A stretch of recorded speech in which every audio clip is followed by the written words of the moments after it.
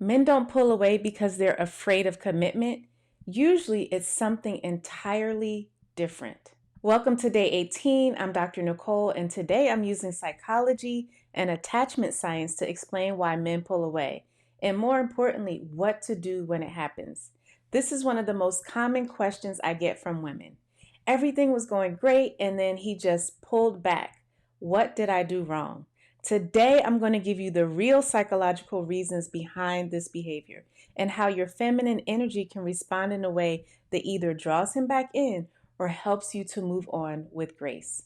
There's 4 core reasons why men pull away. The first reason is emotional overstimulation. This happens when there's too much intensity too fast. Think about it. Men are generally less comfortable with high emotional intensity than women are. When a relationship goes from casual to deeply emotional very quickly, it can feel overwhelming to them. This might look like having "where is this going" conversations on the third date, sharing deep trauma early on, or expecting emotional intimacy before there's been time to build trust. It's not that men don't want emotional connection, they do, but they often need it to develop more gradually than many women do. The second reason is loss of autonomy. If a man feels controlled, pressured, or rushed, his natural response is to retreat. This happens when women start trying to manage the relationship timeline, when they become demanding about time and attention, or when they start making decisions for him. Men need to feel like they're choosing to be in the relationship, not like they're being pulled into it. When they feel pressured, their instinct is to pull back to regain their sense of choice and control. The third reason is inconsistent feminine energy. If a woman shifts from soft and receptive to anxious and demanding, he senses instability. Here's what this looks like. In the beginning, she's easygoing, happy, present, but as she gets more attached, she becomes worried about where things are going. She starts analyzing his every text, becomes reactive to small things, and men are very sensitive to energy shifts.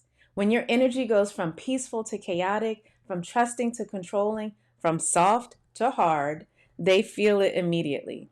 This doesn't mean you can't have emotions or concerns. It means learning to express them in a way that doesn't create chaos in the relationship.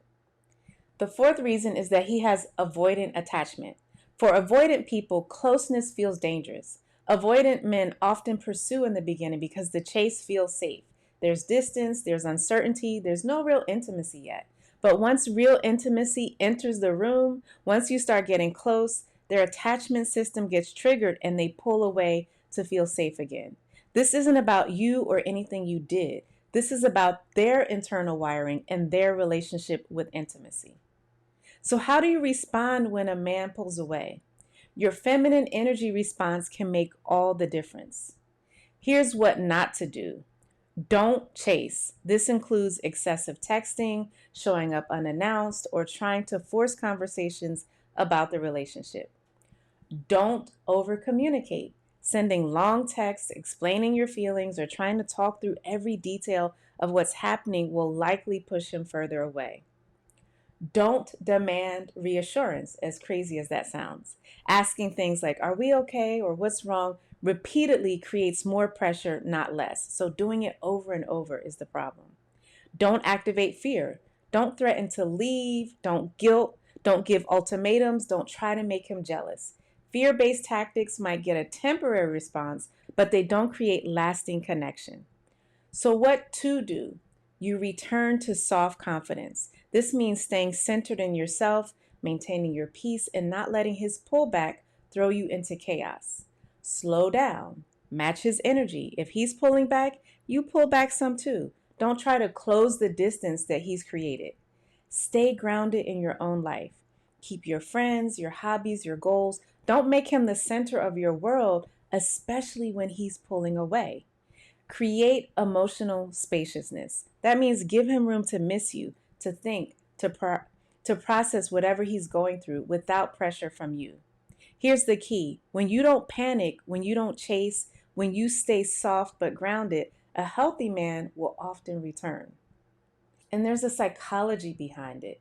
This is why this feminine response works. When you chase, you confirm his fear that he's losing autonomy. When you stay grounded, you show him that he still has choice. When you panic, you create the very chaos he was trying to avoid. When you stay calm, you demonstrate emotional stability. When you demand reassurance, you put pressure on him to manage your emotions. When you manage your own emotions, you show him that you're emotionally mature. That doesn't mean being cold or playing games. It means being secure enough in yourself that his temporary pullback doesn't completely destabilize you. So, when do you know if you need to walk away? Now, here's what's important.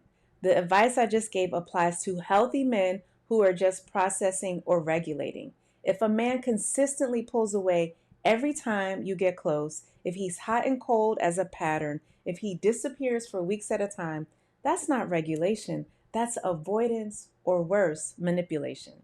A healthy man might need space occasionally, but he'll communicate about it. He won't just disappear and never say anything. He won't leave you guessing for weeks. You need to know the difference between a man who needs space and a man who's just not that interested. Remember, pullback isn't always rejection. Sometimes it's regulation. The key is responding from your feminine center, not from fear or desperation. Stay soft, stay grounded, and let him come back to you if he's going to. And if he doesn't, then you know he wasn't the right man for you anyway. Hit subscribe for day 19, where we are reacting to these soft life is lazy takes, because I have some thoughts about all these viral opinions. Tell me in the comment, have you experienced this pullback pattern? How did you handle it? Let me know. I will see you tomorrow. I'm Dr. Nicole.